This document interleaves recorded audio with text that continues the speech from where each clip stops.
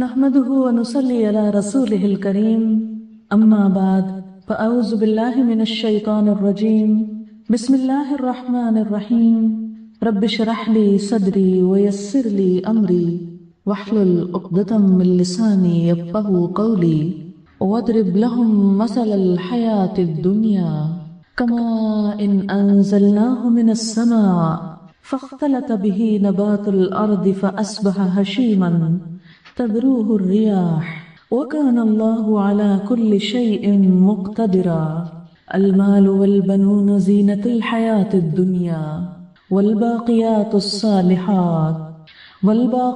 الصالحات خير عند ربك ثوابا وخير أملا ويوم نسير الجبال وترى الأرض بارزة وحشرناهم فلم نغادر منهم أحدا وعرضوا على ربك صفا لقد جئتمونا كما خلقناكم أول مرة بل زعمتم أن لن نجعل لكم موعدا ووضع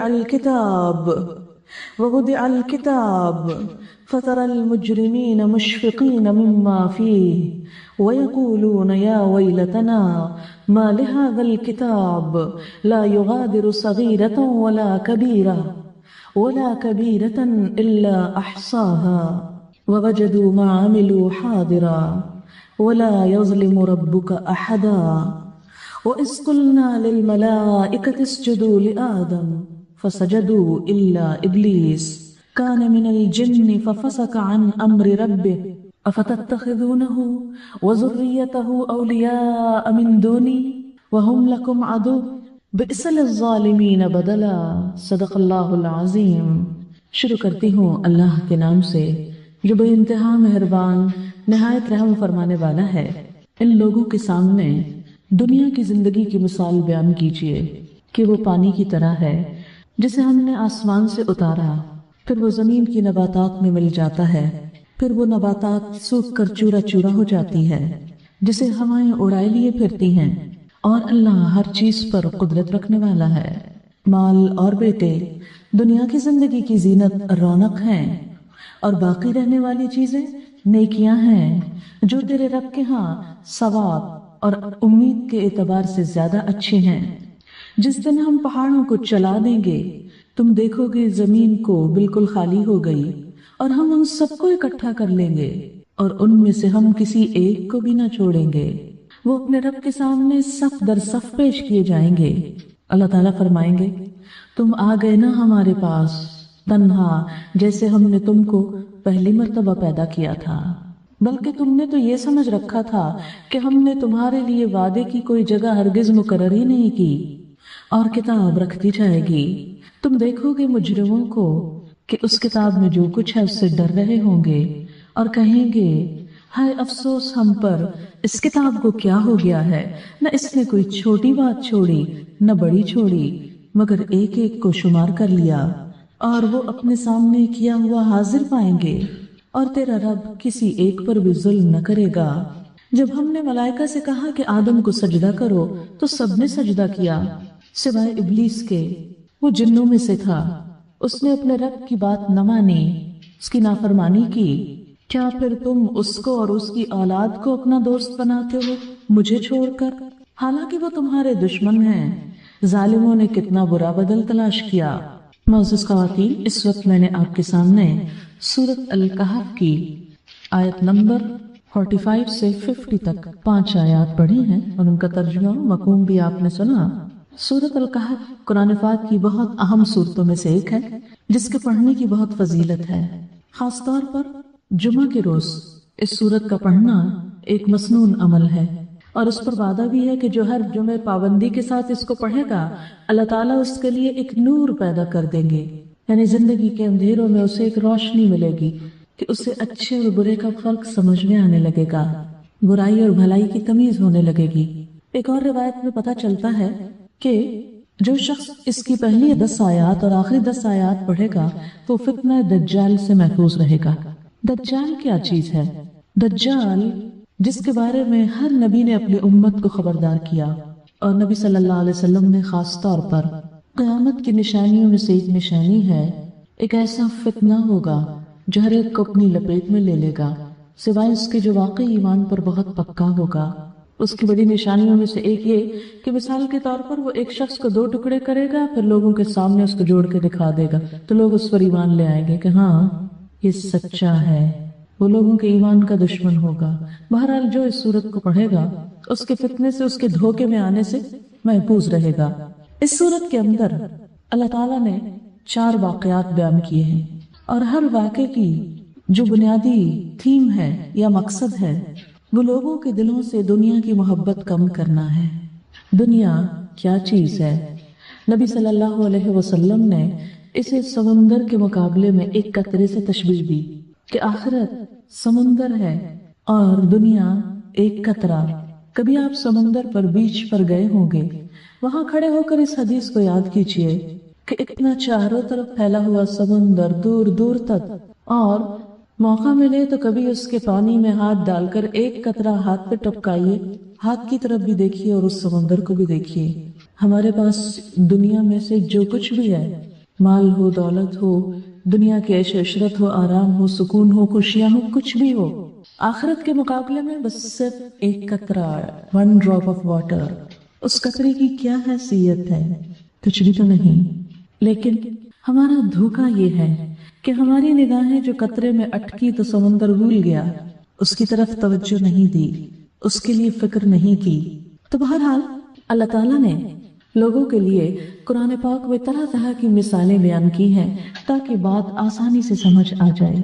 لوگ اپنی حقیقت، اس دنیا کی حقیقت اور اپنے انجام کے بارے میں فکر کریں، کیونکہ مشکل یہ ہے کہ ہم سب ایک ایسے انجام کی طرف بڑھ رہے ہیں جہاں سے کوئی واپسی نہیں۔ وہاں ہر شخص اپنے ساتھ جو کچھ لے کر جائے گا، جو اعمال بھی، وہی اس کے لیے اچھے یا برے انجام کا سبب بنیں گے۔ وہاں پہنچ کر اس سامان میں کوئی تبدیلی نہیں ہو سکتی، کوئی چینج نہیں ہو سکتا، کوئی ساتھ کام نہیں آ سکتا۔ دوست، رشتہ دار، عزیز، قریب، قرآن پاک میں آتا ہے لا يسأل حمیم حمیما، کوئی دلی دوست، حمیم کہتے ہیں کھولتے ہوئے پانی کو بھی، ایسے دوست کے لیے آتا ہے جو دوست کی محبت میں بہت ہی گرم جوشی دکھائے۔ فرمایا کہ قیامت کے دن ایسا گرم جوشی دکھانے والا دوست پوچھے گا بھی نہیں، لا يسأل، پوچھے گا بھی نہیں۔ عزیز رشتہ داروں کا حال کیا ہوگا؟ یوم یفر المرء من اخیہ وامہ وابیہ وصاحبتہ وبنیہ لکل امرئ منہم یومئذ شأن یغنیہ، کہ جس دن انسان بھاگے گا کس سے؟ من اخی، اپنے بھائی سے، وامہ، اپنی ماں سے، وابی، اپنے باپ سے، وصاحبتہ، اپنی بیوی سے، وبنی، اپنے بیٹے سے۔ کیوں بھاگے گا؟ دنیا میں تو انسان ان کی طرف بھاگتا ہے، قیامت کے دن ان سے بھاگے گا۔ ہاں، یہ دنیا ہے، وہ آخرت ہے، ساری ویلیوز بدل جائیں گی۔ اللہ تعالیٰ فرماتے ہیں لِكُلِّ امْرِئٍ مِّنْهُمْ يَوْمَئِذٍ شَأْنٌ يُغْنِيهِ، ان میں سے ہر ایک انسان کے اوپر خود ایسا حال پڑا ہوگا کہ وہ دوسرے سے بے نیاز ہو جائے گا، یغنیہ، جو اسے دوسرے کی طرف توجہ ہی نہ کرنے دے گا، کہ ماں، باپ، بہن، بھائی سب خود اس مصیبت میں ہوں گے، اپنی اپنی فکر اور خوف کی حالت میں، کہ کوئی عزیز قریب رشتہ دار یاد نہ آئے گا۔ نبی صلی اللہ علیہ وسلم نے یہی بات اپنے گھر والوں سے کہی تھی۔ آپ نے فرمایا یا بنو عبد مناف، یا بنو ہاشم، یا فاطمہ بنت محمد، یا صفیہ عمۃ رسول اللہ صلی اللہ علیہ وسلم، سلونی من مالی ما شئتم فإنی لا اغنی عنکم من اللہ شیئا۔ اے بنو عبد مناف، اے بنو ہاشم، اپنے خاندان کو پکارا، اے فاطمہ محمد صلی اللہ علیہ وسلم کی بیٹی، اے صفیہ پھپھی، سلونی مانگ لو، من مالی میرے مالی میں سے، ما شئتم جو بھی تم چاہتے ہو، فإنی لا اغنی عنکم من اللہ شیئا، لیکن میں تمہیں اللہ کے مقابلے میں کچھ بھی کام نہ آؤں گا، اپنے لیے خود کچھ کرو۔ حضرت عائشہ رضی اللہ تعالیٰ عنہ جو آپ کی اہلیہ محترمہ تھیں، ان کے لیے کیا فرمایا؟ عائشہ 3 مقامات ایسے ہیں جس میں کوئی کسی کو نہیں پوچھے گا، میں بھی تمہیں نہیں پوچھوں گا۔ ایک وہ وقت جب اعمال نامے لوگوں کے بٹ رہے ہوں گے، ہر شخص کو پڑی ہوگی، کیونکہ اس وقت ہم جو بھی نیکی کر رہے ہیں نا، ہمیں نہیں معلوم وہ جا کہاں رہی ہے، اس کے پیچھے نیت کیا ہے، غرض کیا ہے، خلوص کتنا ہے، اس کا طریقہ درست کتنا ہے، وہ کہاں رکھا جا رہا ہے ہم کو نہیں معلوم، بس ہم کر رہے ہیں اندھا دھند آنکھیں بند کر کے اپنا احتساب کمی کرتے ہیں کہ مثلا نماز پڑھی ہے تو صحیح بھی پڑھی ہے، یہ بس ایسے جیسے دل آیا پڑھ لی، وقت بھی درست تھا یا نہیں، اور طریقہ بھی صحیح تھا یا اس کے اندر جو کچھ پڑھا۔ ہم بہت کچھ اپنا ٹھیک کرواتے رہتے ہیں، پوچھتے رہتے ہیں، مگر ہم نے کبھی فکر نہیں کی کہ نماز میں جو کچھ ہم پڑھتے ہیں وہ بھی صحیح عبارت پڑھتے ہیں یا نہیں۔ زکوٰۃ دیتے ہیں، کبھی فکر نہیں کی کہ جانچیں کہ صحیح نکال دی پوری کی پوری یا بھی کچھ رہتی گئی، حساب کر کے دی کہ بس ایسے ہی بے حساب صرف ٹال مٹول کر دی۔ حج پہ جاتے ہیں، بہت کچھ کرتے ہیں، بہت کچھ وہاں تیاری کر کے جاتے ہیں، وہاں سے بھی بہت کچھ لے کر آتے ہیں، لیکن کبھی فکر نہیں کی کہ جو کچھ وہاں کیا وہ سنت رسول صلی اللہ علیہ وسلم کے مطابق بھی تھا یا نہیں۔ یہ صرف بازاروں کا گھوم پھر کر ہی واپس آ گئے، کیونکہ حج صرف وہاں جا کر آنے کا نام نہیں، کچھ ذمہ داریاں بھی ہیں۔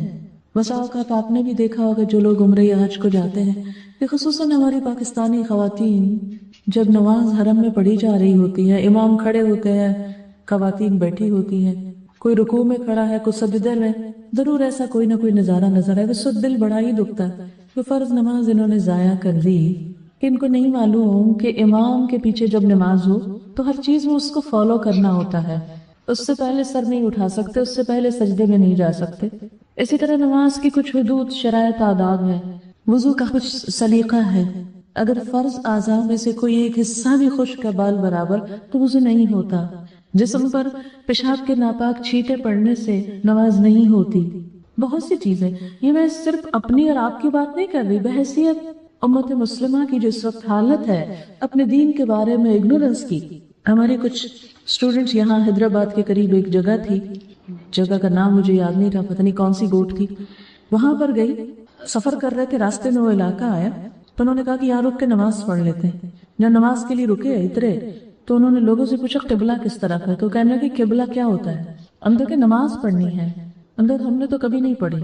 انہوں نے جائے نماز پہ کوئی مسلح نہیں، جائے نماز نہیں، وہاں کوئی مسجد نہیں، کچھ نہیں، لوگوں کو خبر نہیں، اور یہ ہمارے مسلمان ہیں۔ بعض واقعات تو ایسے لگتے ہیں جیسے کوئی افسانہ ہے، کہ ہمارے ایک استاد ہی ہیں، استاد ہی سمجھی جن سے ہم نے بہت کچھ سیکھا۔ انہوں نے کہا کہ ایک دفعہ ہم کا گزر ایک ایسے علاقے پر ہوا سندھی کے، کہ جہاں پر ایک بیمار شخص تھا، تو اس کے گھر والے ان کے پاس آئے، وہ گئے بھی سے تبلیغ وغیرہ کی غرض سے، تو ان کے پاس سے کہنے لگے کہ آپ اس کا جنازہ پڑھا دیجیے۔ ان کا کہ جنازہ تو مردے کا ہوتا ہے، اس کا کیسے پڑھ دوں میں؟ کہنے لگے کیا پتا یہ فوت ہو جائے تو پھر کون پڑھائے گا، تو ہم پہلے ہی پڑھوا کے رکھ لیتے ہیں۔ یہ اگنورنس ہماری دین کے بارے میں بہت عام ہے، اس لیے کہ ہماری صلاحیتیں، کوششیں، سب کچھ دنیا کے لیے، آخرت کے لیے سوچتے جو نہیں کہ وہاں سب سے پہلا سوال کس چیز کے بارے میں ہوگا، نماز کے بارے میں، لیکن وہ کیسے ہو رہی ہے، اس کا حق کتنا ادا ہو رہا ہے، اس کا اتنا احساس نہیں۔ تو اسی لیے اللہ تعالیٰ لوگوں کو دنیا کی حقیقت سمجھانا چاہتے ہیں ان آیات کے ذریعے، کہ دیکھو کہ ٹھیک ہے دنیا اللہ نے ہمارے لیے پیدا کی، ایک اور جگہ پر آتا خلق لکم ما فی الارض جمیعا، تمہارے لیے بنایا جو کچھ زمین میں سارے کا سارا۔ ہمارا ٹیسٹ کیا ہے، امتحان کیا ہے، کہ اس دنیا میں رہتے ہوئے ہم اللہ کو کتنا یاد رکھتے ہیں۔ یہ اور ایک ٹیسٹ ہے، جیسے کسی بھی بچے کا امتحان ہوتا ہے کسی اسکول میں، تو وہ پورا سلیبس تو نہیں اس کو لکھنے کو دیتے، چند چیزیں اس سے پوچھتے یہ جاننے کے لیے کہ باقی کتنا آتا ہوگا، ٹیسٹ ہے۔ تو ہمیں بھی کچھ کام کرنے کو دیے گئے کہ جس سے ہمیں ٹیسٹ کیا جاتا ہے کہ اچھا آذان ہو رہی ہے، بلایا جا رہا ہے، وہ آتا ہے کہ نہیں آتا، اللہ کے سامنے جھکتا ہے یا نہیں جھکتا ہے، اپنی مرضی اور اپنے شغل اور اپنے کام میں لگا رہتا ہے۔ تو ہمیں بتایا ہی جا رہا ہے کہ ہمیں مستقل طور پر یہاں نہیں رہنا، یہ تو ایک ٹرانزٹ پیریڈ ہے، اس کے بعد آگے جانا ہے۔ بالکل ایسے جیسے کبھی آپ نے ہوائی جہاز سے سفر کیا ہو تو بعض اوقات آپ ایسی ایئر لائن لیتے ہیں کہ جس میں راستے میں تبدیل کرنی پڑتی ہے، یہاں سے دبئی گئے، وہاں سے دوسرا جہاز لیا تو 2-4 گھنٹے 5 گھنٹے آپ وہاں دبئی رہ لیتے ہیں، پھر اس کے بعد آگے چلے جاتے ہیں، تو اس وقت کو کیا کہتے ہیں، ٹرانزٹ۔ تو بالکل اسی طرح ایک انٹرن پیریڈ ہے بیچ کا، جس میں ہم ٹرانزٹ پر ہیں، کہیں سے آئے ہیں، اور وہ کیا ہے، عدم سے وجود۔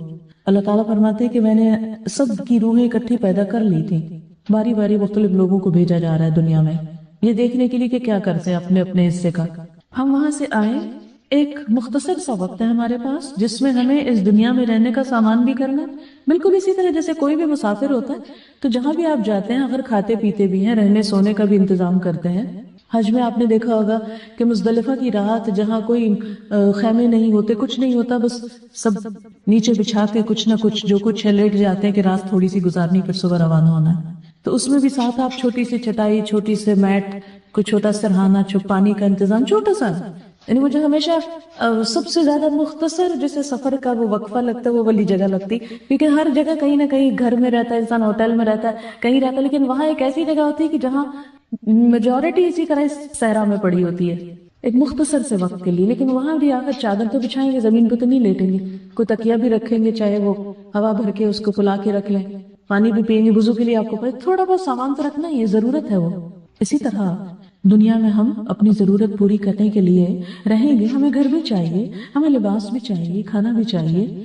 اللہ نے ان ضروریات کو پورا کرنے سے روکا نہیں، منع نہیں کیا، لیکن ساتھ ہی ٹیسٹ کیا ہے کہ ان ضروریات کو پورا کرتے کرتے وہ چیز نہیں بھولنا، اپنے رب کو نہیں بھولنا، اور اس کی مرضی کے مطابق اس دنیا کو استعمال کرنا ہے.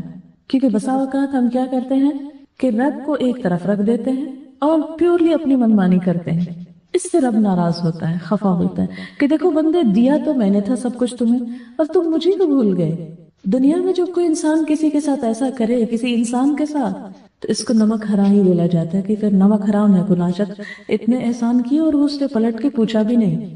یہ بالکل ایسے جیسے بعض اوقات بچوں کو ماں باپ پڑھاتے لکھاتے سکھاتے سب کچھ کرتے ہیں، وہ امریکہ جا بیٹھتے ہیں، مڑ کے خبر بھی نہیں لیتے کہ ماں باپ جیے کہ مرے. کئی ایسے واقعات ہوتے ہیں. تو ایسے ماں باپ کا کیا حال ہوتا ہے، کرتے جلتے رہتے ہیں کہ پوچھا ہی نہیں. بعض اوقات اپنے ہی شہر میں ہوتے ہیں، شادی کر دیتے ہیں، پلٹ کے ماں باپ کو بھول جاتے ہیں، اپنی ہی دنیا آباد کر بیٹھتے ہیں. تو کوئی بھی شخص کسی ایسے انسان کو جو ایسی نمک حرامی کرے اچھا نہیں کہتا. کوئی بھی شخص ایسے شخص کو اپریشیٹ نہیں کرتا کہ جو اس قسم کا معاملہ کرنے والا ہو. تو بالکل اسی طرح اللہ تعالیٰ نے ہم کو بہت کچھ دیا. ہمارے پاس کون سی چیز ہے جو ہماری اپنی ہو؟ سب دیا تو اس نے. ہم نے اپنی آنکھیں خود بنائی تھی، جوڑی تھی؟ نہیں. اپنے دانت خود لگائے تھے؟ نہیں. آپ نے دیکھا ہوگا ذرا سے خراب ہوتے ہیں اور جائیں ڈینٹسٹ کے پاس، پھر آپ دیکھیں کہ مصنوعی دانت جو لگتے ہیں اس پہ کتنی پونجی اٹھتی ہے، کتنے مہنگے ہوتے ہیں، اور تکلیف کتنی ہوتی ہے جب فکس کرائے جاتے ہیں. تھوڑی سی فلنگ اگر ہم اپنی بے احتیاطی سے خراب کر لیں تو چھوٹی سی فلنگ میں کتنی تکلیف ہو جاتی. آنکھیں اللہ نے دی، کبھی قدر ہی نہیں کی. ذرا سی خرابی ہو جائے، آپریشن کرانا پڑے تو کتنی جان جاتی کہ ہے پتہ نہیں کیا ہوگا. جن مریضوں کا ڈائلسس ہوتا ہے ان سے پوچھیں، کبھی ہم نے نہیں سوچا کس طرح مفت میں ہمارے گردے کام کر رہے ہیں، کچھ بھی نہیں پے کرتے. اور تو اور جو سانس لے رہے ہیں ہم، آکسیجن انہیل کر رہے ہیں، وینٹیلیٹر پہ جب کوئی شخص ہوتا ہے تو کتنا بل آتا ہے، اذیت کتنی ہوتی، تکلیف کتنی ہوتی کہ نالیاں جب سانس کی لگی ہوئی ہوتی اور مصنوعی سانس دیا جا رہا ہوتا ہے. اتنی بے شمار نے ہر چیز تو اللہ نے دی اور مفت میں دی، اور پھر ہم اسی کو بھول جائیں. کس قدر احسان فراموشی، کس قدر نہ شکری. لیکن یہی تو ٹیسٹ ہے کہ اللہ تعالیٰ نے ایک طرف دنیا میں اتنی اٹریکشن رکھ دی، اتنا ہمارا دل لگ جاتا ہے اس میں کہ واقعی پھر ہم اتنے انوالو ہو جاتے ہیں کہ اللہ تعالیٰ کو بھول جاتے ہیں. پھر جب تھوڑا اور ملتا ہے تو اور اس کی نافرمانی زیادہ کرنے لگتے ہیں. آپ نے دیکھا ہوگا کہ جب کم ہوتا ہے تو انسان کے اندر کچھ خدا کا خوف بھی ہوتا ہے. جب اللہ تعالیٰ دنیا زیادہ آسان کرنے لگتا ہے تو ہم اتنا ہی نافرمانی، فسق و فجور اور گناہ کے کاموں میں زیادہ انوالو ہو جاتے ہیں، کیونکہ ٹیسٹ سخت ہو جاتا ہے، آزمائش ہو جاتی ہے نا. دولت آزمائش ہے، اولاد آزمائش ہے. ہم نے دیکھا ہوگا کہ شادی سے پہلے بہت سی بچیاں بہت اچھی نماز روزہ سب کر رہی ہوتی، جب بچے پیدا ہوئے بھئی کیا کرے، وقت ہی نہیں ملتا، کپڑے ہی پاک نہیں، پتہ نہیں کیا کیا بہانے. اللہ کو پتا تھا یہ سب مشکلیں ہوں گی، لیکن اس کے باوجود نماز فرض کی اس نے. پھر اسی طرح زکوٰۃ فرض کی. اب ہم کہیں خرچے پورے نہیں ہوتے، قرض ہی ختم نہیں ہوتے، کیونکہ ہم بلا وجہ دیے چلے جاتے ہیں، بڑھائے چلے جاتے ہیں.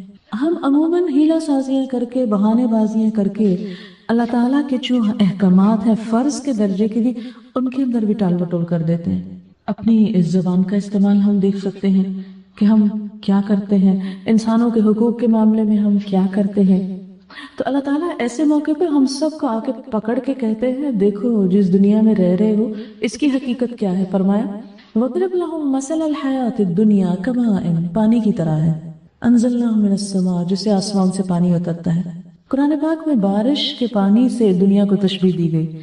آپ نے دیکھا ہوگا کہ جب بارش آتی ہے تو بعض اوقات اتنی آ جاتی ہے کہ ہمارے لیے مشکل ہو جاتی، سنبھالے نہیں جاتی، کیچڑ ہو جاتا ہے، پھسلنے لگتے ہیں. جتنا زیادہ پانی آ جاتا ہے اتنا ہی کیچڑ زیادہ ہو جاتا ہے. ایسے ہی جب دنیا زیادہ ملنے لگتی ہے انسان کو کہ پھسلنا آسان ہو جاتا ہے، زیادہ پھسلن ہو جائے گی. پھر کیا ہے کہ بارش بھی ہم سے پوچھ کے نہیں آتی، اچانک آ جاتی ہے. اسی طرح دنیا میں بات اچانک آ جاتی ہے. بعض اوقات یہ ہوتا ہے کہ ہم ترسے ہوتے ہیں کہ بارش برسے، اور دعائیں بھی مانگتے ہیں مگر بارش نہیں برستی.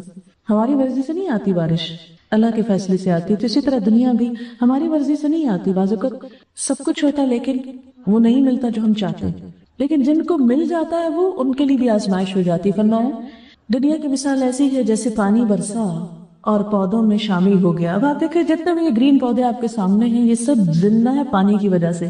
اگر ان کا پانی خشک ہو جائے تو یہ ڈرائی ہو جائے، جل بن جائے، اور بالآخر ہو بھی جاتا ہے کہ کچھ عرصے یہ ہرے بھرے رہتے ہیں، دنیا کی رونق خوب ہوتی ہے.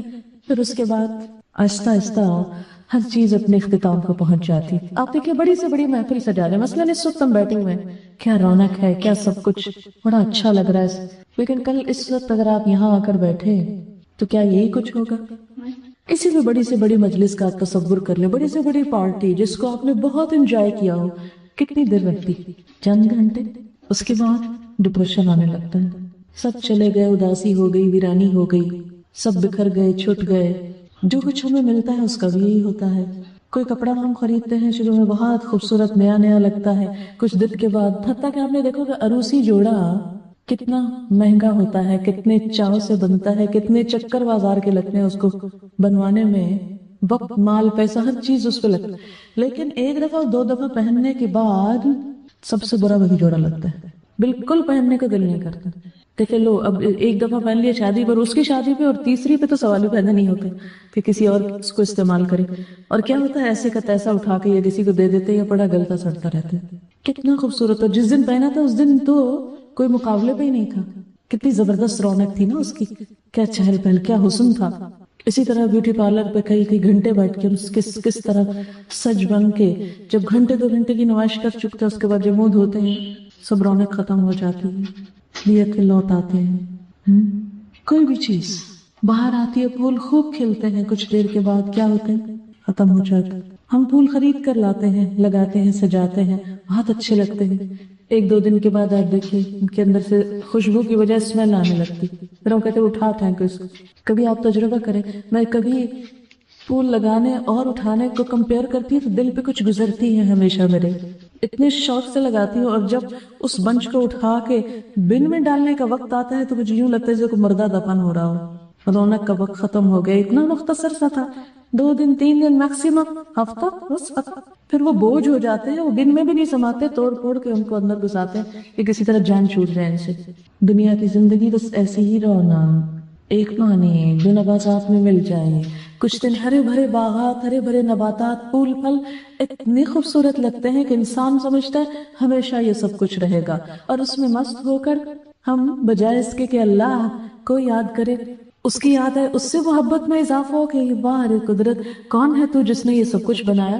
ہم عموماً ان رنگینیوں میں کھو کر اسی کی نافرمانی کرنے لگتے ہیں. یہ ہماری عام عادت ہے. وہ ہم تو جب کرم کرتا ہے تو ہم اسی کو ناراض کرتے ہیں.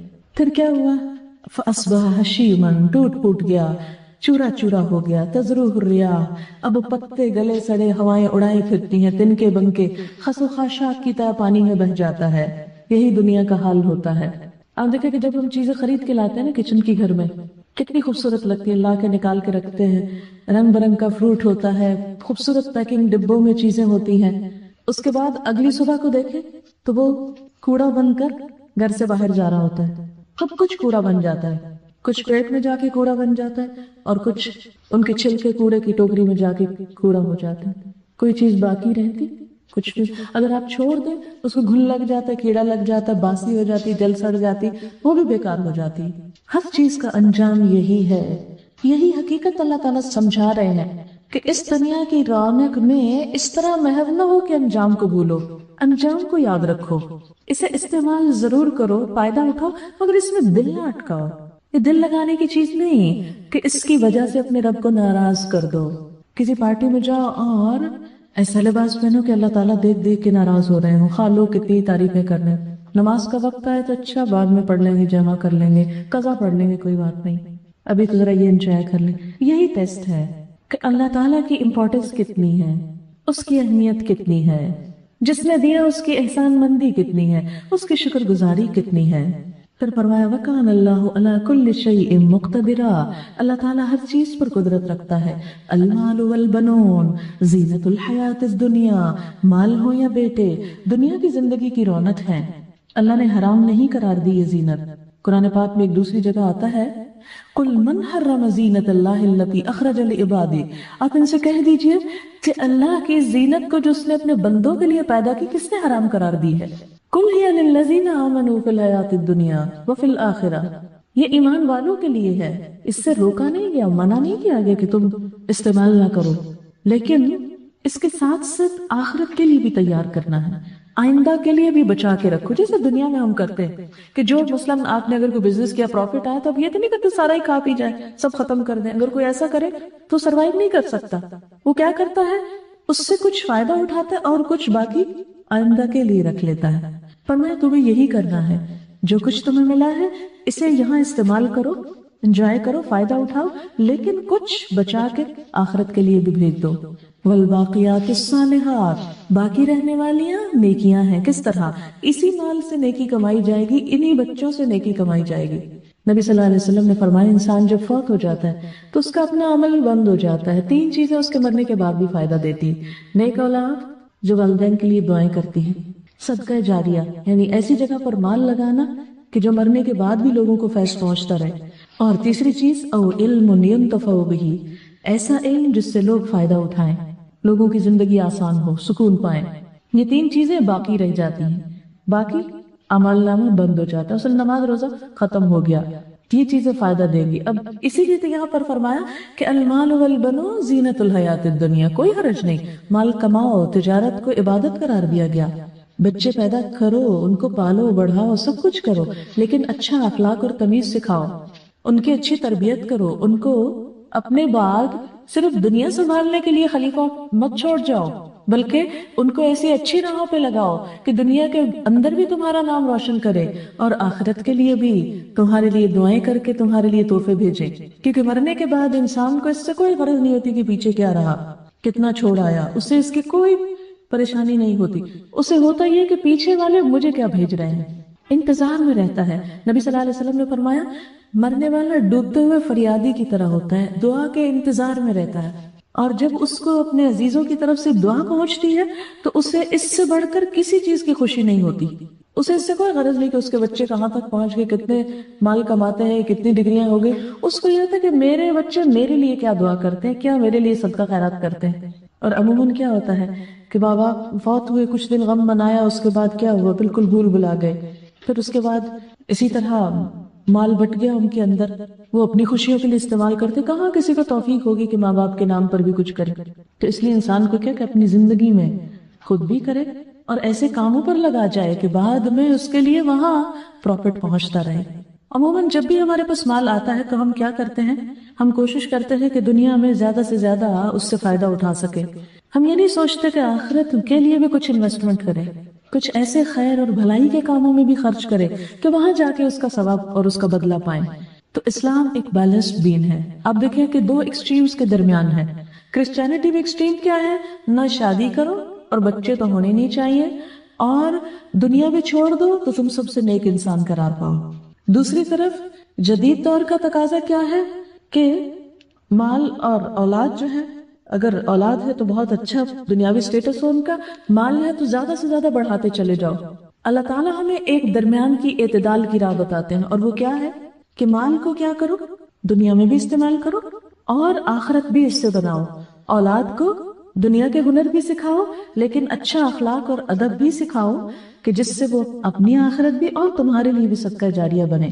اسی لیے ساتھ ہی فرمایا المال والبنون زینت الحیات الدنیا والباقیات الصالحات خیر عند ربک ثوابا وخیر عملا.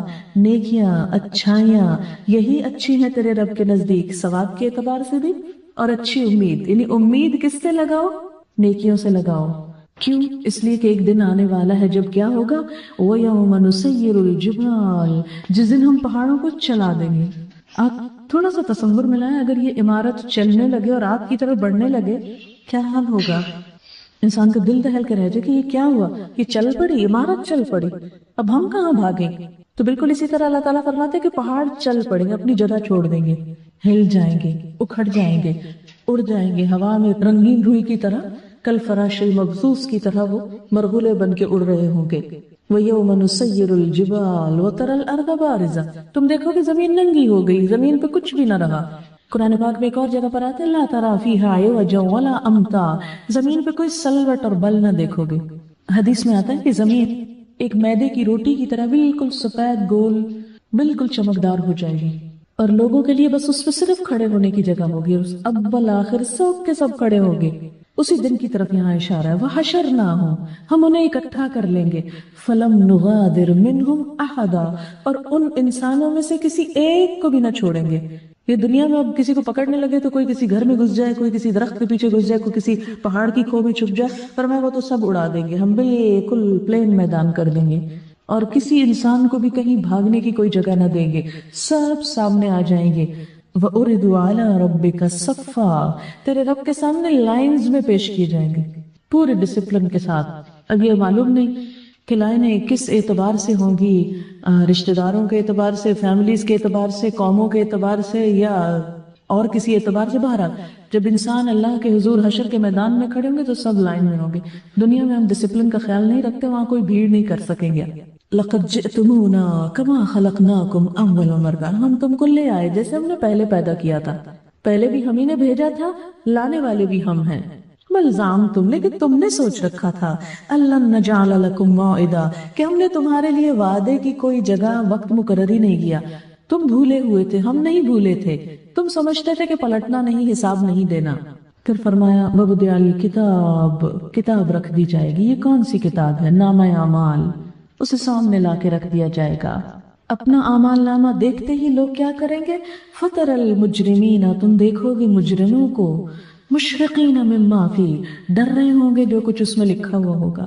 ہر شخص اپنے نامہ اعمال سے خوف کھائے گا، بالکل ایسی جیسے دنیا میں اگر کبھی پیپر دیا ہو، ٹیسٹ دیا ہو، اور پھر اگر وہ واپس ملنے والا ہو تو ہر شخص کا کیا حال ہوتا ہے۔ اگر آپ اپنے ایگزامینیشن اور اسکول کے ڈیز یاد کریں کہ ٹیسٹ واپس ٹیچر کے ہاتھ میں ہے، ٹیسٹ اب وہ کلاس روم میں آ کے کھڑی ہوئی ہے، جی آج ہم ٹیسٹ تقسیم کریں گے، تو جس نے فل مارکس بھی لے اس کے بھی ہاتھ ٹھنڈے ہو رہے ہوں گے، پتہ نہیں کیا کیا، معلوم نہیں کتنے نمبر آئے۔ اچھے سے اچھا پرچہ بھی ہو تو جو خوف ہوتا ہے نا رزلٹ کا، ہمیں دیکھو سب کے پیٹ میں کریمپس پڑنے لگتے ہیں جس دن رزلٹ کا دن ہوتا ہے، کتنا بھی اچھا آپ نے کام کیا ہو پھر بھی ایک فکر ہوتا ہے، پتہ نہیں کیا ہوتا ہے، پیٹ درد ہونے لگتا ہے، معلوم نہیں کیا ہے۔ بالکل اسی طرح جو لوگ مجرم ہوں گے، جنہوں نے کوئی اچھے کام نہ کیے ہوں گے، ان کی تو حالت ہی بری ہو جائے گی۔ مشفقین مما فی، وَيَقُولُونَ، اور کہہ اٹھیں گے، یا ویلتنا، ہے ہماری بربادی، ما لہذا الکتاب، اس کتاب کو کیا ہوا، لا یغادر صغیرۃ ولا کبیرہ، اس نے نہ چھوٹی چیز چھوڑی نہ بڑی چھوڑی، الا احصاها، مگر اس کو گن کے رکھا ہے، شمار کر کے رکھا ہے۔ یعنی ایک ایسی شیٹ سامنے لائی جائے گی جس میں پوری زندگی کے کام گن کے رکھے ہوئے ہوں گے، اتنی نمازیں پڑھی، اتنی ڈیو تھی، اتنی چھوڑ دی، یہ ہے فگر، اتنے روزے نہیں رکھے، اتنے جھوٹ بولے، اتنے تانے دیے، اتنے مذاق اڑائے لوگوں کے، فلاں کا مال ہضم کر گیا، غصب کر گیا، فلاں کو دھوکہ دیا، سب گن گن کے۔ احصا کا لفظ جو ہے یہ بڑا سخت لفظ ہے، کس اعتبار سے کہ گن کے لائے جائیں گے۔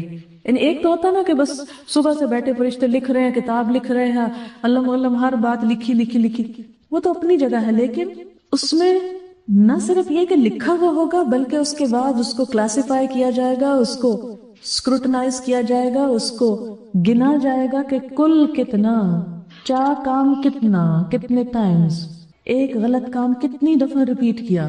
کیونکہ دنیا میں اگر ایک شخص غلط کام کر بیٹھتے بھول کے، پھر معافی مانگتے، توبہ کرتا ہے، تو واش آؤٹ کر دیا، اس کو مٹا دیا جائے گا، اریز کر دیا جائے گا۔ لیکن وہاں اس میں جس نے توبہ نہ کی، معافی نہ مانگی، ان کاموں کو چھوڑا نہیں بلکہ ریپیٹیڈلی کرتا رہا، تو وہ سب گن گن کے لکھ لیا جائے۔ قرآن پاک کی ایک اور آیت میں آتا ہے ما یلفظ من قول الا لدیہ رقیب عتید، کوئی لفظ اس کی زبان سے نہیں نکلتا مگر ایک حاضر باش نگران لکھ رہا ہوتا ہے۔ ان علیکم لحافظین کرامن کاتبین، تمہارے آس پاس فرشتے بیٹھے ہیں جو حفاظت کر رہے ہیں، اور کرامن کاتبین معزز کاتب ہیں، ہر چیز لکھتے چلے جا رہے ہیں۔ آپ دیکھیں ذرا، یہ ہم سب کو پتا ہے، یہ میں کوئی نئی انفارمیشن نہیں آپ کو دے رہی، سب کو پتا ہے ہم کو لیکن آج کی اس مجلس میں سوچنے کی بات، غور کرنے کی بات کیا ہے، کیا واقعی جب ہم کسی کی غیبت کر رہے ہوتے ہیں یہ سوچتے ہیں کہ یہ لکھی جا رہی ہے؟ جب کسی پہ ہم الزام تراشی کر رہے ہوتے ہیں، جھوٹے الزام لگا رہے ہوتے ہیں، آپ دیکھیں ہمارے گھروں میں عام طور پر ساس بہو کے جھگڑے میں کیا ہوتا ہے، جھوٹ موٹ باتیں اس کی اس پہ لگا دی، اس کی ادھر، اس کو ادھر لگائی بجائی کی، اور خاص طور پہ اگر کوئی فریق کمزور ہے تو اس کو اور دبایا، کسی کو بیوقوف بنایا، کسی کو دھوکہ دیا، کسی کی خیانت. یعنی ہم میں سے کتنے لوگ ہیں جو کوئی جھوٹ بولنے سے پہلے سوچے کہ یہ لکھا جا رہا ہے، کسی کو دھوکہ دینے سے پہلے سوچے کہ یہ ریکارڈ ہو رہا ہے اور ہم کو سنوایا جائے گا دوبارہ. آپ کو معلوم ہے کہ جدید دور میں جہاں بہت سی سائنسی ترقیاں ہوئیں وہاں دین کی باتیں ثابت کرنے کے لیے بھی کئی چیزیں فائدہ مند ہو سکتی. مثلاً اسکن سپیچ تھراپی جو ہے، یہ ایک نظریہ ہے کہ انسان جو کچھ بولتا ہے وہ سب سے پہلے اسکن بہترین ریسیپٹر ہے، سب چیزیں یہاں ریکارڈ ہو رہی ہیں، اور یہ ثابت ہو چکی بات کہ ریکارڈ ہوتا ہے، انسان کی اسکن ریکارڈ کہتے ہیں کہ اسی وجہ سے انسان خوف، غم، غصہ ہر چیز کا اثر اسکن پہ محسوس کرتا ہے، سردی، گرمی، چوٹ، ہر چیز اسکن پہ. کہتے ہیں کہ جو بولتا ہے نا انسان وہ بھی اس پہ لکھا جا رہا ہے. اب ایسی چیز تلاش کی جا رہی ہے کہ جو اسے ایکشن ری پلے کر سکے، دوبارہ بلوا کے سنا جا سکے، اور خصوصاً مجرموں کے جرم اور اس طرح کی چیزوں کو نکالنے کے لیے وہ آلہ تلاش کیا جا رہا ہے. اب ذاکر نہیں، جو پہلے وہ کیا کون سا گرام ہوتا تھا جس کے اوپر وہ گراموفون کے ایک سوئی کے ساتھ وہ ریکارڈ پلے کر لیا جاتا تھا. اب انسان کی اسکن پہ تو سوئی چلنے سے تو زخمی کر دے گی اس کو، تو ایسی ہی سوئی کوئی تلاش کی جا رہی ہے کہ جو اسکن پہ چل کے انسان کے گزشتہ سب باتوں کو ری پلے کرا سکے. یہ دنیا میں کوشش ہو رہی ہے کیونکہ سائنسدانوں کا صرف اب گمان نے یقین ہے کہ یہ سب کچھ ہو رہا ہے. دوسری چیز کہ انسان جو کچھ بولتا ہے آواز لہروں کی شکل میں ہوتی ہے اور وہ ضائع نہیں ہوتی، وہ کائنات کے اندر کہیں نہ کہیں جمع ہو رہی ہے. اور یہ کوشش بھی ہو رہی ہے کہ گزشتہ بڑے بڑے انسانوں کی آوازوں کو تلاش کر کے کیچ کر لیا جائے سیٹلائٹس کے ذریعے، ایسی چیزوں کے ذریعے جو فضا میں آلریڈی موجود ہیں، اور پھر لوگوں کو سنوایا جائے، جیسے کلوننگ ہو رہی ہے. تو اسی طرح ایسی بہت سی چیزیں دوبارہ واپس لا کے دکھانے کی کوشش کی جائے گا. معلوم نہیں، شاید دنیا کے ختم ہونے سے پہلے اللہ تعالیٰ دنیا میں ہی یہ چیزیں دکھا دے کہ جن کا ہمیں یقین نہیں آتا کہ یہ بھلا کیسے ہو سکتا ہے. تو یہاں پر کیا فرمایا، وَوُضِعَ الْكِتَابُ فَتَرَى الْمُجْرِمِينَ مُشْفِقِينَ مِمَّا فِيهِ وَيَقُولُونَ يَا وَيْلَتَنَا مَا لِهَذَا الْكِتَابِ لَا يُغَادِرُ صَغِيرَةً وَلَا كَبِيرَةً إِلَّا أَحْصَاهَا، نہ چھوٹی نہ بڑی، جیسے قرآن پاک میں آتا ہے وَمَن يَعْمَلْ مِثْقَالَ ذَرَّةٍ خَيْرًا يَرَهُ، جس نے ذرہ بھی نیکی کا کیا ہوگا وہ بھی دیکھ لے گا. اچھا یہ فلاں جگہ میں فلاں شخص کو دیکھ کے اچھے دل سے مسکرایا تھا، اچھا یہ بھی لکھا ہوا ہے، دیکھیے اس کی تو بڑی اچھی نیکی لکھی گئی. وہ فلاں وقت میں نے یا اللہ کہہ کے اللہ کو پکارا تھا، اچھا وہ بھی لکھا ہوا ہے. اچھا وہ جو میں نے ایسے سبحان اللہ پڑھ رہی تھی میں دل میں، اچھا وہ بھی یہاں پہ ریکارڈ ہو کے سامنے آ گیا، اچھا وہ بھی ضائع نہیں ہوا. چھوٹی سے چھوٹی نیکی بھی اللہ تعالیٰ ضائع نہیں کرے گی، سب ریکارڈ ہو رہی ہے. اور اسی طرح چھوٹے سے چھوٹا گناہ وہ بھی اگر معاف بھی کیا جائے تو دکھایا جائے گا. یہ کیا تھا نا، حدیث میں آتا ہے کہ ایک شخص کو جب اس کی بنائیاں دکھائی جائیں گی تو کہے گا مارا گیا، تو انکار تو کوئی کر نہیں سکے گا، ود پروفس ہر چیز سامنے ہوگی. اب دیکھیں اس دور میں تو ویڈیو سے ہم ہر اپنے ہی ایکشن بار بار دیکھتے چلے جاتے ہیں، کوئی نئی بات تو نہیں آئی، یہ تو سب کی سمجھ میں آتا. اگر انسانوں کے بنائے ہوئے کیمرے اتنے پاورفل ہو گئے ہیں کہ چھوٹی چھوٹی آواز اور چھوٹی چھوٹی چیز کو ریکارڈ کر لیتے ہیں مائنیوٹ ڈیٹیل کے ساتھ، کلر اسکیم کے ساتھ، تو اللہ تعالیٰ کے لیے کیا مشکل ہے کہ وہ ایسی چیزیں نہ بنا سکے. پھر فرمایا وَوَجَدُوا مَا عَمِلُوا حَاضِرًا، اپنا کیا سب حاضر پائیں گے. وَلَا يَظْلِمُ رَبُّكَ أَحَدًا، تیرا رب کسی پہ ظلم نہ کرے گا. ظلم کیا کہ اس نے کوئی جرم کیا نہیں اور اسے بے وجہ کی سزا دی جائے، یا اس نے کوئی نیکی کی نہیں اور بے وجہ کی جزا دی جائے. اور پھر وَإِذْ قُلْنَا لِلْمَلَائِكَةِ اسْجُدُوا لِآدَمَ، ہم نے ملائکہ سے کہا تھا کہ آدم کو سجدہ کرو، فسجدوا، سب نے کیا، الا ابلیس، ابلیس نے نہ کیا. کیوں نہ کیا؟ سورۃ الاعراف میں آتا ہے اس نے کہا انا خیر منہ، میں انسان سے زیادہ اچھا ہوں. خلقتنی من نار وخلقتہ من طین، مجھے تو نے آگ سے پیدا کیا، اس کو مٹی سے پیدا کیا، میں بھلا اس کے آگے کیوں جھکوں. مرنے کے بعد تو مٹی میں ڈیکمپوز ہو جاتا ہے انسان، مٹی بن جاتا ہے، اور وہی مٹی زمین سے اوپر نیچے ہوتی رہتی، اڑتی رہتی ہوا میں، کہاں سے کہاں انسان پہنچ جاتا ہے. لیکن تکبر، ابلیس کو بڑا عبادت گزار تھا لیکن عبادت کا بڑی اپنی نیکی کا بھی تکبر تھا اس کو کہ مجھے کیا چیز نقصان دے سکتی ہے، میں تو اتنا نہیں. ہمارے یہاں بھی بعض اوقات یہ ہوتا ہے نا کہ ہم چھوٹا سا اچھا کام کر لیں پھر ہم بھول ہی جاتے ہیں. ہاں کہتے لو اتنا صدقہ خیرات کیا، اتنی گناہ نمازیں پڑھی، اب اتنی بات تو مجھے پکڑ لیا اللہ تعالیٰ، نہیں نہیں کوئی بات نہیں. نیکی کا تکبر بھی اچھا نہیں ہوتا، علم کا تکبر اچھا نہیں ہوتا، مال کا تکبر اچھا نہیں ہوتا، شکل و صورت کا نہیں، اس لیے کہ اللہ نے بنائی خود تو نہیں بنائی ہے، اپنا کمال تھوڑی ہے۔ کان من الجن، وہ جنوں میں سے تو ففسق عن امر ربی، اس نے اپنے رب کی بات نہیں مانی۔ اللہ تعالیٰ اب ہم سے پوچھتے ہیں افتتخذونہ وذریتہ اولیاء، تم اس کو اور اس کی اولاد کو اپنا دوست بنا رہے ہو، ان کی بات مانتے ہو، من دونی، میری بات چھوڑ کر، یعنی شیطان کے پیچھے چلتے ہو۔ وہم لکم عدو، حالانکہ وہ تمہارے کھلے دشمن ہیں۔ بئس للظالمین بدلا، ظالموں نے کتنا برا بدل سوچا، کیسا برا الٹرنیٹ سوچا کہ اللہ کی بات چھوڑ کر، اللہ کا حکم چھوڑ کر شیطان کے وسوسے کے پیچھے چل پڑے۔ شیطان ہمیں کس طرح بہکاتا ہے، کیا کیا اس کی کار فرمائیاں ہوتی، اس کے کیا کیا ہتھ کنڈے ہیں، کس کس طرح وہ پھسلاتا ہے، اس پر ایک کیسٹ ہے شیطان کے ہتھ کنڈے۔ اگر کوئی جاننا چاہے مزید کہ شیطان ہمیں کہاں کہاں سے بہکا رہا ہے، یہ جو آخری بات ہے نا بڑی قابل غور ہے کہ اللہ تعالیٰ پوچھتے تم مجھے چھوڑ کر اس کے پیچھے چل پڑے، تو بعض اوقات انسان کو خود بھی پتہ نہیں چلتا کہ وہ شیطان کے پیچھے جا رہا ہے یا اللہ کی بات مان رہا ہے، کیا کرے، یہ کنفیوز ہوتے ہیں نا اپنے عمل کے بارے میں، شک کا شکار ہوتے ہیں۔ تو اس کیسٹ میں کافی ڈیٹیل کے ساتھ جو قرآن میں اور سنت میں نبی صلی اللہ علیہ وسلم نے ہمیں بتایا کہ شیطان کس کس راستے سے داخل ہوتا ہے انسان کے اندر، کیا کیا کام شیطانی کام ہے، کہاں کہاں وہ ہمارے اوپر حاوی ہو جاتا ہے۔ کیونکہ شیطان نے قسم کھائی تھی کہ میں ان کے دائیں سے بائیں سے سامنے سے پیچھے سے ہر طرف سے آؤں گا اور انہیں بھٹکا کے ایک کثیر تعداد کو اپنے ساتھ جہنم میں لے کر جاؤں گا۔ وہ دن رات اس میں سرگرم عمل ہے۔ ہم نیکی کا کام بھی کرنے لگتے ہیں نا، آ کے ہماری نیت میں خلل ڈال کے، تو وہ اس نیک کام کو بھی اپنے کریڈٹ میں لے جاتے ہیں۔ اتنا ہوشیار ہے ہمارا دشمن، اس سے بچنے کے لیے ہوشیاری چاہیے اور معلوم ہونا چاہیے کہ وہ کہاں کہاں اثر انداز ہو رہا ہے، کبھی تکبر کی شکل میں، کبھی ناشکری کی شکل میں، کیونکہ شیطان نے بھی ناشکری کی تھی، کبھی دوسروں کو الزام تراشی کی شکل میں۔ ہم دیکھیں کہ شیطان کہتا ہے اللہ تعالیٰ کو فَبِمَا أَغْوَيْتَنِي، کیونکہ تو نے مجھے گمراہ کیا، کیوں مجھ سے کہا تھا کہ سجدہ کر، اگر تو نہ کہتا تو میرا یہ انجام نہ ہوتا۔ قصور اپنا، غلطی اپنی نہیں مانی، الزام اللہ تعالیٰ پہ۔ ہم بھی ایسے ہی کرتے رہتے ہیں، عام طور پہ ہم کیا کہتے ہیں، اللہ ہی نہیں چاہتا، اگر اللہ ہمیں ہدایت دیتا تو بھلا ہم نہ اچھے ہوتے، ہم بھی اچھے لوگوں کی طرح ہوتے۔ غلطی خود کرتے، الزام دوسروں پہ دے دیتے۔ بہت سی چیزوں میں ہم غیر محسوس طریقے سے اس کے کرنے کا شکار ہوتے۔ تو اللہ تعالیٰ سے دعا ہے کہ اللہ ہمیں بہتر عمل کی توفیق عطا فرمائے، دنیا کی حقیقت کو سمجھنے کی توفیق دے، اس دنیا کو استعمال تو ضرور کریں لیکن اس میں اللہ کا حصہ نہ بھولے، اللہ کا حق نہ بھولے، اس کو یاد کرتے ہوئے اسے ناراض نہ کریں، اس کو راضی کرتے ہوئے دنیا کو بھی احسن طریقے سے گزاریں اور آخرت کو، جیسے قرآن پاک میں آتا ہے نا کہ ربنا آتنا فی الدنیا حسنۃ وفی الآخرۃ حسنۃ۔ مومن کی نظر بڑی بلند ہوتی ہے، وہ صرف دنیا میں نہیں الجھتا، وہ دنیا کے ساتھ آخرت کو بھی دیکھتا ہے اور دنیا کو کھیت سمجھتا ہے جس سے آخرت نکالی جا سکے۔ یعنی جیسے کسی شخص کے پاس ایک لینڈ ہو چھوٹی سی اور اس کو وہ بیکار نہیں چھوڑتا، اس سے کلٹیویٹ کرتا ہے تاکہ اس سے فائدہ اٹھائے۔ اللہ تعالیٰ نے ہمیں یہ دنیا صرف اس لیے نہیں دی کہ ہم خوش ہوتے رہے کہ ہمارے پاس ایک پیس آف لینڈ ہے، نہیں، اس میں کچھ اگائیں، جیسے نبی صلی اللہ علیہ وسلم نے فرمایا الدنیا مزرعۃ الآخرہ، دنیا آخرت کی کھیتی ہے، یہاں نیکیوں کے بیج ہوئے تاکہ کل وہاں جا کر کاٹ سکیں۔ اللہ تعالیٰ ہمیں عمل کی توفیق دے۔ آخر دعوانا ان الحمدللہ رب العالمین۔ دعا کر لیتے سبحان اللہ والحمد للہ ولا الہ الا اللہ واللہ اکبر ولا حول ولا قوة الا باللہ العلی العظیم۔